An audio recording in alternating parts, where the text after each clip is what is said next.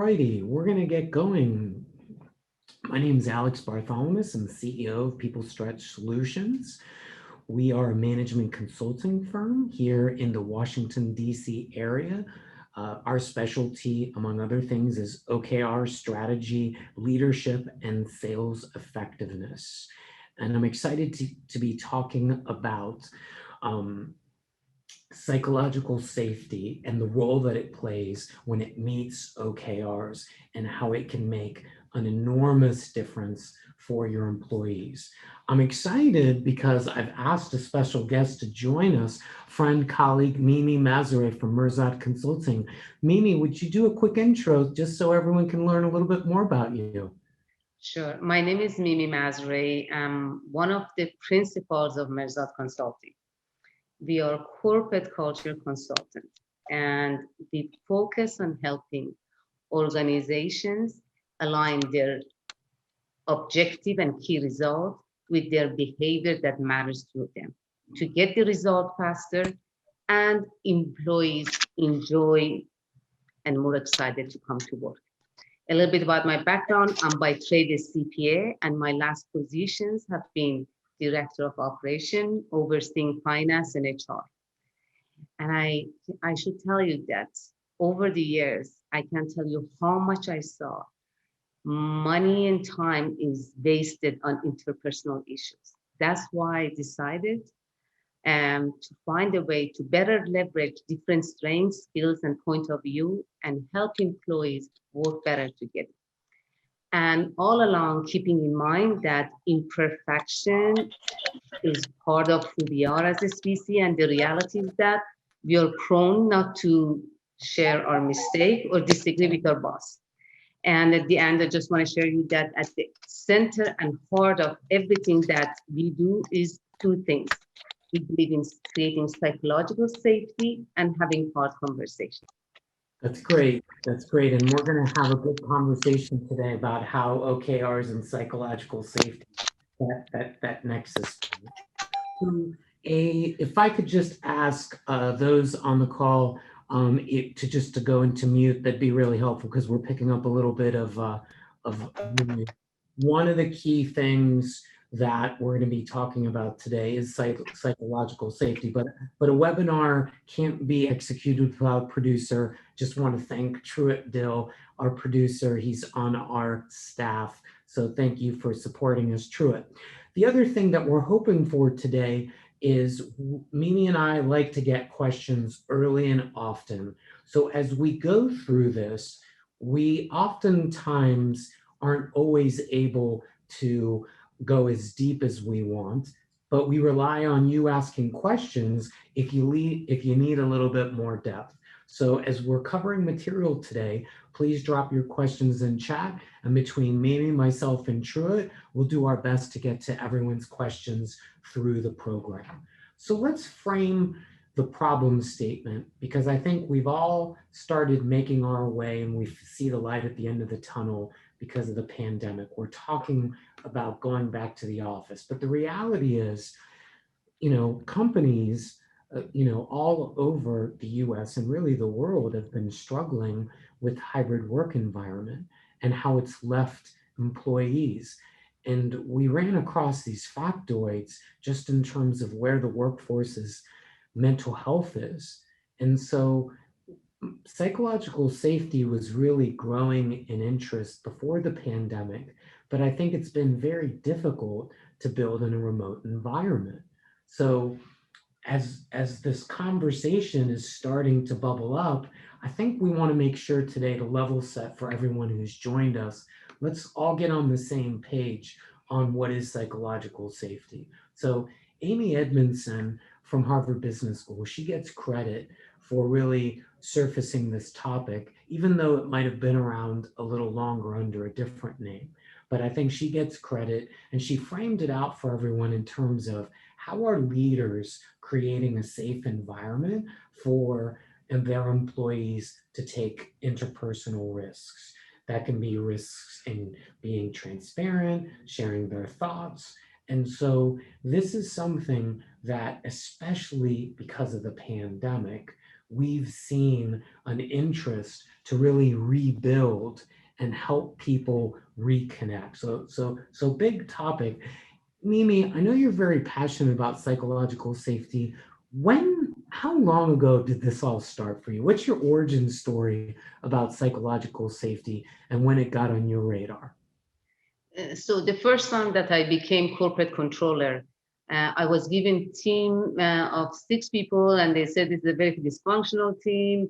And the first meeting I had with them, I said to them that I have 2 rules. So intuitively, I just said to them that in this team, idea wins, not title. And the second thing I said to them is that let me find out who's good at what, and we better so we can make sure that we all enjoy our jobs and we're in the right place. That thing of idea wins, not the title, it exploded. So people started sharing their ideas, their thoughts, and by understanding who's good at that, it ended up that team doing a lot. As a result, I got promoted. They did amazing jobs.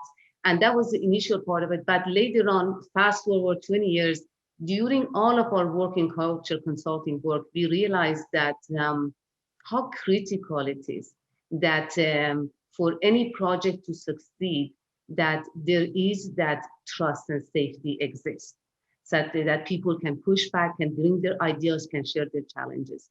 And we have, all of our business, that is the prerequisite to everything we do. That's great. That's great. And I think I remember back once upon a time, I was in a family business, and one of the things that we really tried to do is build trust. And we had a high performing team, and I felt that in my capacity as CEO, one of the important things that I learned is that I had to really work at building the mutual trust. And oftentimes, trust is one of those concepts that sometimes people can be uncomfortable with trust. I actually think that, reframing the conversation about safety has helped more people be able to engage this. I give Amy Edmondson a lot of credit. I think I've seen people be able to interact with that concept because everybody wants to make their fellow employee safe. And so that desire to create safety for one another, that's from a messaging perspective, I think it's very positive. I think one of the things that we also want to talk about, and what's very interesting, is how organizations can create psychological safety. Now, all of these things are very common sense. Everyone is aware that they should be doing all of this. But Mimi, of the things that you see up on the screen, in your mind, what do you feel is the most important, and why do companies struggle with that? To me, is the removing the fear, and for good reason. Fear limit creativity, and fear is real. So from an employee perspective, why should I come to my boss and tell him that I'm not good at technology or this project is not aligned with me? And from a manager's perspective, they have also why they should share some of the challenges they have or some skills they don't have. So, or just like, we've always seen that. I've been part of $1 billion initiative that failed, and there's certain people, actually a lot of people knew it's going to fail, but they did not speak up. So fear And why is don't just, they speak up, Mimi? Because I think that's what really keeps CEOs up at night that people didn't speak up. What do you think gets in their way? so because imagine the name of a CFO is attached to that initiative and he wants to succeed. So we actually, a very interesting story is that we were part of this initiative, and we heard that there are different people see the execution and some barriers and roadblock to the success of this initiative, and they were very quickly called obstructions. what we did is that we went and contacted all those people and just said, okay, put your ideas and tell us what you see in terms of the success of this project. And they created a document with, in the process is these challenges and these are the solutions. In the area of marketing, these are some of the challenges, these are some of the solutions. And it turned out that they brought all these ideas up to just help succeed, but from the leadership is viewed as they are blocking and they do not want this project to succeed. Yeah, that's tough. That happens a lot. That happens a lot. I think from my perspective, one of the things that I've seen in OKRs, and we're going to talk a little bit about that, is this notion of transparency. I think a lot of organizations feel, especially employees in mid-level management and below, they feel like they don't necessarily have transparency. In the absence of transparency about what's going on in the company, what's happening at the highest level, why are decisions being made. There's often not a lot of transparency, and so without it transparency, there's a certain amount of uncertainty. And so when you're remote, the need to be intentional about being transparent and to be communicating out, because it was even harder to be transparent when everybody was remote. So that's, I think, one of the things when I look at these, we're going to talk about all of these throughout the program, but I wanted to highlight these two as we kind of now get to that point of psychological safety in OKRs. So as a firm, we've been involved in OKRs now over 4 years. We've done, approximately 50 implementations. And this goal framework, while nascent, has been around over 20 years. One of the key things about the framework that I think is very positive is that it tends to thrust mission and vision in there, and people need to lead with it. So I think oftentimes that's positive, and that helps get people thinking about getting them in the right mindset in order to work towards psychological safety. I think leaders don't always have this top of mind, so I think they have to get in the right mindset. Now, in OKRs, there's 3 specific phases. In the strategic planning phase, one of the key aspects that if you're doing OKRs correctly, you're really encouraging people to speak up. They are having great debate. There's a lot of upward and downward feedback. And so that's an important dynamic that the framework encourages, but if a leader's not ready to execute, then you're not going to have the same level of success. Now, in OKRs and outside of OKRs, the team dynamics, which we're going to talk about, that's where I think transparency is vital, because as progress is made, everybody needs to know where everyone sits, whether it's good or bad. And I think that tends to encourage people to, when you're doing good, hey, that's something to be proud about. But when you're not doing good, I think that's when you have to really ask yourself, maybe it's time to ask for help. And am I in a position that I feel like I can ask help from my team? And then lastly, in retrospective, and when we look at kind of the framework, the retrospective happens at the end of every OKR cycle.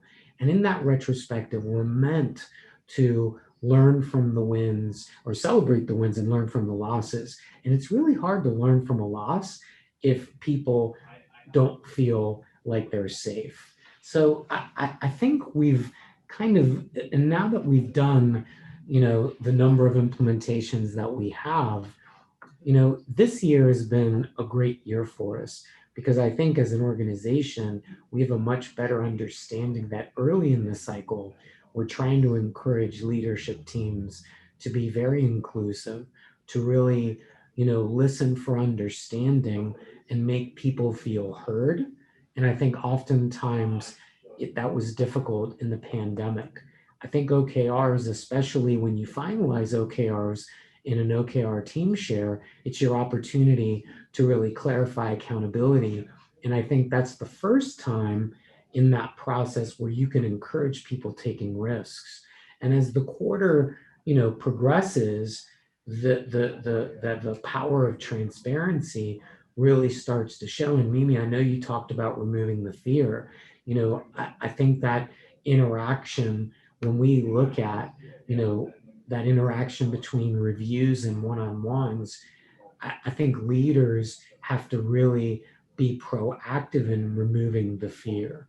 Now, I'm curious, Mimi, when you think about removing fear, why do you think leaders aren't as engaging in trying to do that? What do you think gets in their way from removing the fear? Because they know better, but for some reason, they're just not proactive enough. And when you see all the one-on-ones, all the team meetings, what's getting in their way of removing fear?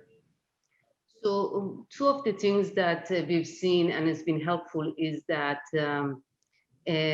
especially in larger organizations that we work with that like up to 1,000 people, um, they come with these ideas, they leadership brainstorms, and they do not necessarily pass it on to different groups of people and just give an opportunity for people to just slow us down, tell us what you see in the term of execution, what challenges you see, involve and get buying, and or intentionally and proactively ask for what barriers do you see down the line? What things we need to be mindful of? What am I need to, what is it, is anybody against this? And slow down enough to just make sure that we get feedback, because all the initiatives that we have seen is not being laid out properly. It was because some of the other people, their views were not held. Right. And checking it, the second thing I can share is that checking assumptions right off the bat, putting, when they put an initiative together and say, what do you see as the negative assumption about this? That will get everybody to talk and share and proactively deal with some of those barriers.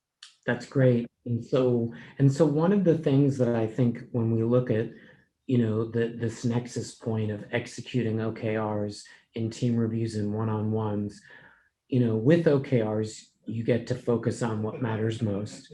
And in these meetings, oftentimes, in the pandemic, we saw a decline of frequency. And now, as people are having more meetings, we have to enable our leaders to really have the right kind of meetings. So one of the things that we talk about is mastering the one-on-one. And I think you started to talk a little bit about this, from a conversation standpoint. So in OKRs, in a conversation, leaders are expected to use the OKRs to start the conversation. Mimi, tell our audience a little bit more about slowing down and just what people need to be thinking about to establish psychological safety in those one-on-one conversations. So in this, so when we talk about, so when you talk about conversation in one-on-ones, um, to us, for us, is always starting by checking assumptions, answering the whys, and asking that, what am I missing? I mean, that is absolutely one of my favorite questions is that. And if the conversation are happening and telling them, it says here that, roadblocks, a lot of times that understanding from the people who are the front line and execution people, they see things that are, the managers and leadership might not see. So asking those kind of questions for them to feel safe to bring it up. And when they bring something up, ask them to just say, can you go further on that? Can you explain Right. more? Right. And I'm a big fan of extending the conversation. A lot of times, I think a lot of leaders mean well, but they go into solution mode too quickly, and they don't hear and listen and really make sure that they understand that. Can you tell me a little bit more? So I think that, to me, that's vital. I think one of the things that when you and I were preparing for this, I'm just going to say it again. I think slowing down and trying to have a conversation and really letting your direct reports talk. There's everyone feels compressed on time, and obviously there's a finite amount of time, but I think people have to recalibrate how much time they're allowing for conversation as opposed to, okay, we need to get down into the agenda. I think the pandemic has forced people that, yeah, I can appreciate people want to spend less time in meetings, but we have to balance that to make sure we let our teams be heard. And in one-on-one, the person that you're meeting with, we need to make sure that they're heard. So that's certainly, I think, an important thing that we need people to walk away on the conversation piece, is that slowing down and really doing a good job of listening. I think in terms of feedback, Mimi, what are you seeing as what gets in people's way, and what should they be thinking about to establish psychological safety around giving feedback? Because, the big fact we see is that, the probably the second most popular reason people leave is that their manager wasn't giving them either, they wasn't giving them any feedback, or the feedback that they were giving wasn't resonating with them. So what advice do you have for our audience in terms of how people can leverage psychological safety to get better at giving feedback? So when you're talking about feedback, are you talking about more performance related, or just feedback on their projects and the work they're doing? I think you should take a cut at each. It's both. Okay. So to me, just like when we give feedback, one of the things I've seen is that managers are sometimes not are well equipped to just have a good opening, give the fact, hear about the other person, get the solution. But more than anything, I mean, and some managers have been trained on all of this, but in order to get the feedback is received well, to me is setting the relationship between the two people in a way that they trust. So one of the things that we do when we do check-in and we do feedback, we have a check-in, we have a intention setting, and saying in the feedback session, just what I want to do is X, what I do not want to do is this one.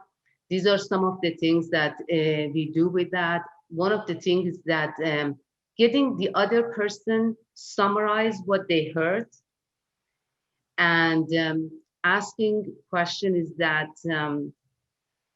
do you need any support in this? Okay. Any support?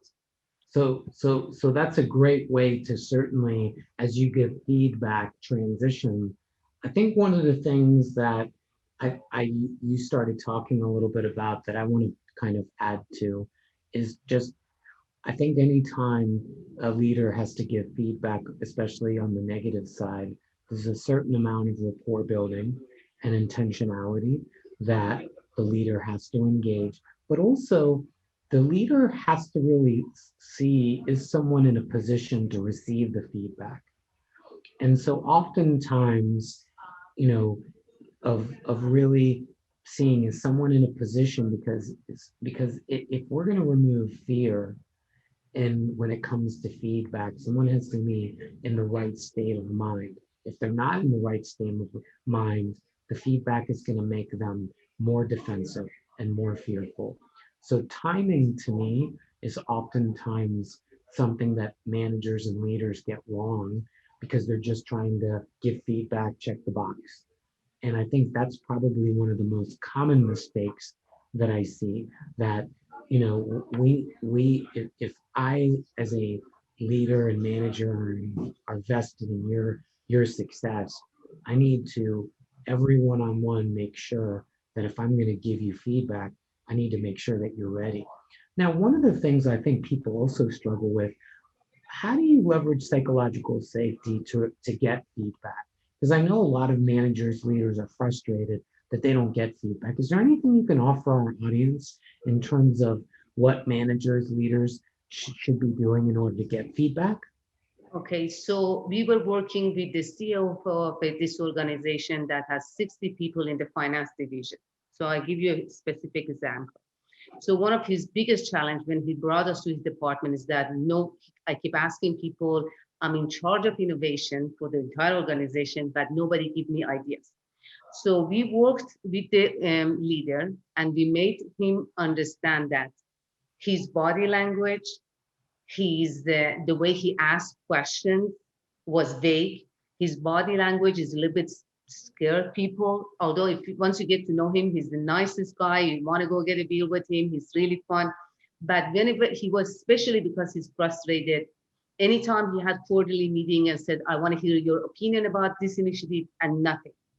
And he was getting very impatient. So we had the coaching with him. So the next quarterly meeting, he came and just said, it turned out that I'm the problem. So he shared that this has been, I've been told that I need to be more specific. So he told them that, okay, I have two questions in this meeting. I want you to tell me how to improve the process, and I want you to increase the profitability in certain area.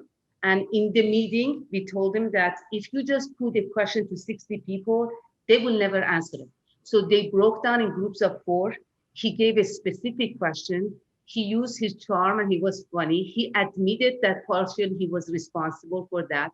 And it broke to small group. These finance and accounting people, they were much more comfortable. So they talked and they brought a lot of ideas. And he said that I want you to, whoever has ideas, to submit it to me directly. So in the scope of 2 weeks, 7 proposal was put on his desk with new ideas for innovation and cost cutting and improving process. So he owns his share and he understood that he has to do something different. Wow, that's a big win. What a great story. And so I want to call out kind of the vulnerability. It sounds like vulnerability was huge. A big thing that I'm a fan of that I think is important for feedback is permission-based rules. Give people permission to give feedback and ask permission to give feedback. I think those are 2 tips that I encourage teams to really explore. So that's something that just to build on that great story. So if we go back to CFRs, a principle in OKRs, the R piece is recognition. And so one of the things when we talk about recognition, a lot of managers just miss out on giving recognition behind closed doors. And so with OKRs, I think the recognition piece creates goodwill, and creating goodwill is vital, in order to be able to really make a difference and have those hard conversations. So think recognition as a tool that first it makes people feel good and it gets them motivated, but also that recognition helps you invest. So when you actually have to have those difficult conversations, people feel like there's a good relationship there. So I think that's an important point. It's a key part in OKRs, and I just wanted to call that out. So the last item we're going to talk about is really creating a safe team review. And in creating that safe team review, we see how vital it is to get everyone involved, and it's driving that transparency. And in OKRs, everybody generally gets to see how the team is performing. So Mimi, I'd love to hear from your perspective in a team environment where it can be very difficult and it's hard to establish psychological safety in a bigger group. What's 1 or 2 things that our audience can be thinking about in order to establish that psychological safety in a group setting? So how about if I share another story? So 2 weeks ago, we were asked to work with the leadership and management of the company. This organization influences energy policy with bipartisan members. So they're Republican, Democrat, and they have different vision. They have a lot of turnover, and they have a new CEO. So they wanted to have a hard conversation about their direction, their views. So one of the things we did is that, and this is something that worked magically for all of our teams, is that we brought two cards to the team meeting.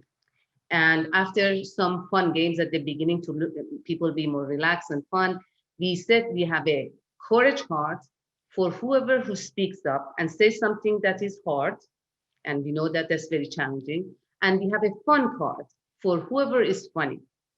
So 5 hours forward, um, what happened that people expressed views that they never imagined is going to happen. The fun card, it just, they were fighting about it to be funny, they will relax. Half of the time, people are either shaking, they're saying, my hand is sweaty, I cannot. And people still said everything. And the CEO was coached, and she was amazing to come and just say, okay, so that's exactly what I want to hear. So, oh, this view exists. So I understand now what's that. So at the end of the meeting, they have tabled 4 important questions, and they said this discussion needs to take happens, and they divided to each month, and they said the next 4 months we're going to come up, and they were just blown away. They had so much fun, they laughed, and they brought up all the deep rooted issues and challenges of the past and present. What a great story. That's awesome. I think one of the things that I got to see in the second quarter was a team that they didn't exactly use gamification, which I think is a great idea of really helping make it fun. But this team had been on the second quarter of OKRs, and they had gotten used to looking at information. And what was really exciting, this is a company in healthcare staffing, they did a great job of the people that were not necessarily tracking. So we saw at least 3 leaders, really give suggestions and say, hey, let's go offline. I think I've got some ideas on how to help you. So when you start seeing leaders help their peers in a team review, clearly that leader had done a great job of establishing psychological safety, and leaders were stepping up to the people that weren't doing as well. So to me, one of the things that these people were doing, they were sharing real experiences of success. And oftentimes people will not ask for help because they don't want an opinion. And I think it's important for leaders and managers that, you can get someone to engage if you share facts or if you share real life experiences that are credible. And I think oftentimes some leaders make the mistake of thinking they have to share their opinion all the time. And that's where they stub their toe. So to me, I think there's a huge opportunity in terms of creating a safe team environment. It's getting everyone to agree that it's important not to share opinions, but to share facts and to share real life experiences. So when we think about, shifting these meeting habits, with OKRs, our goal is to help a company get their teams, outcome focused, taking risks, and pushing the bounds of performance. I think one of the things that the problems that Mimi, I know you see, people show up with problems. Leaders just want to get a status report. Blame gets tossed around. And then when you've been successful with some of these anecdotes, people start showing up with solutions. The leaders actually removing roadblocks, and they're actually exploring alternatives. So I think those are symptoms of when you're making progress.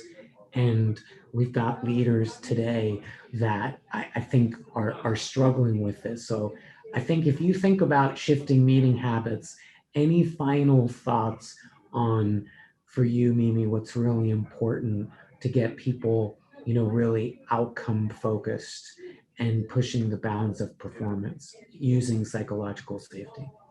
So one of the things that we do always at the end of the meetings and ask couple of questions to say what worked in this meeting.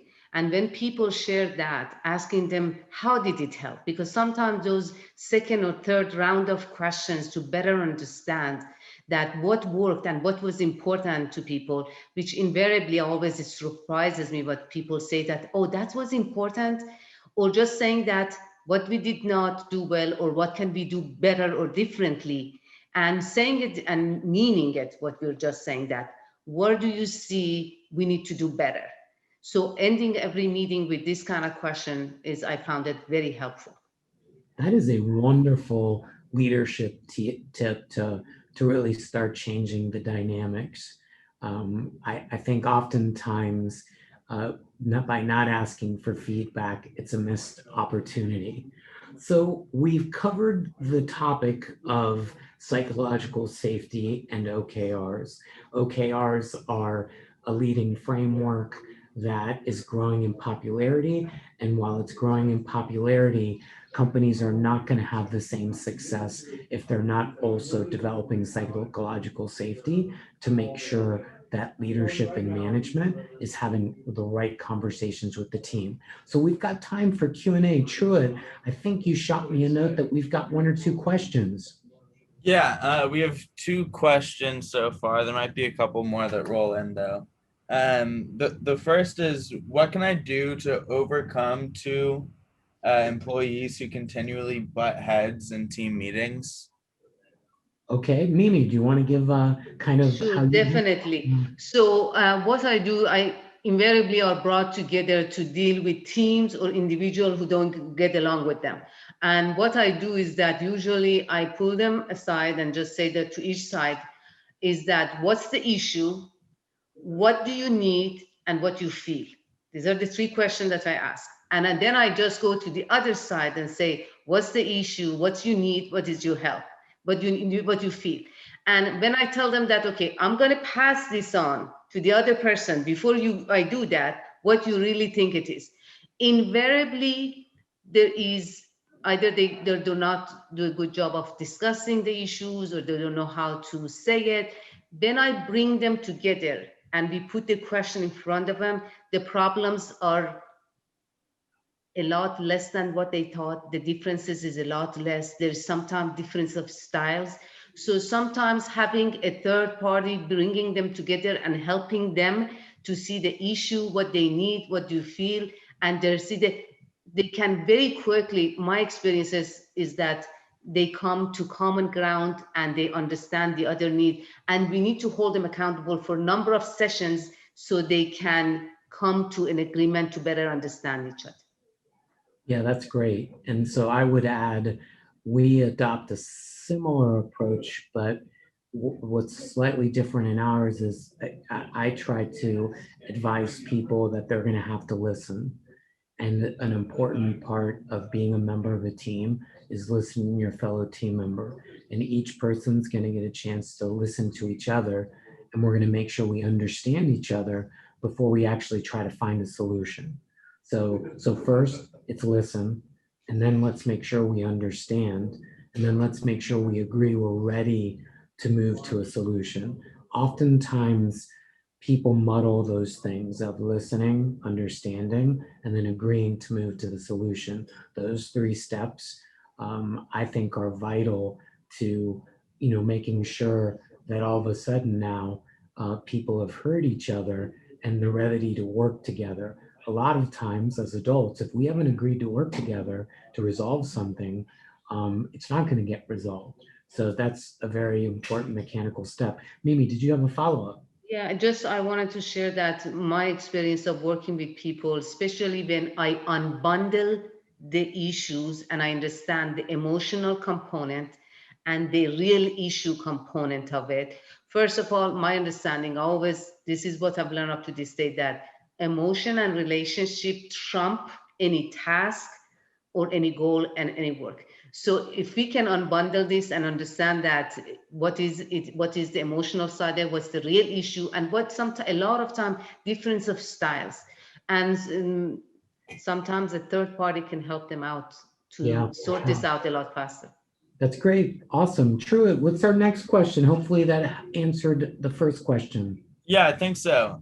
So the next question we got is how do you balance kind of all these different meetings, OKR meetings, et cetera, with kind of psychological safety and maintaining or like keeping people away from meeting fatigue? So great question. I think one of the things that I think organizations, and we've been experimenting this the last couple quarters, is there's not a right answer for your organizations. I do think it's critical to, number one, look at all your meetings and see which ones can be stopped. Second, I think it's vital to explore how long meetings are, because I think that helps people get time back. It's critical for leadership to better prepare when they start trying to have less meetings. In some cases, there's going to be weeks that you just have to spend time together. And that could be every other week, every third week. But we've really seen the organizations, because they just started meeting less, that they weren't connecting enough. And I think, it's going to sound corny, but in the pandemic, what suffered was just everyone's relationship. And I think it's people now need to reinvest in those relationships, because all the goodwill that existed before the pandemic has been used up. And now it's time that we have to reinvest in relationships. And part of that process is making sure we can establish psychological safety.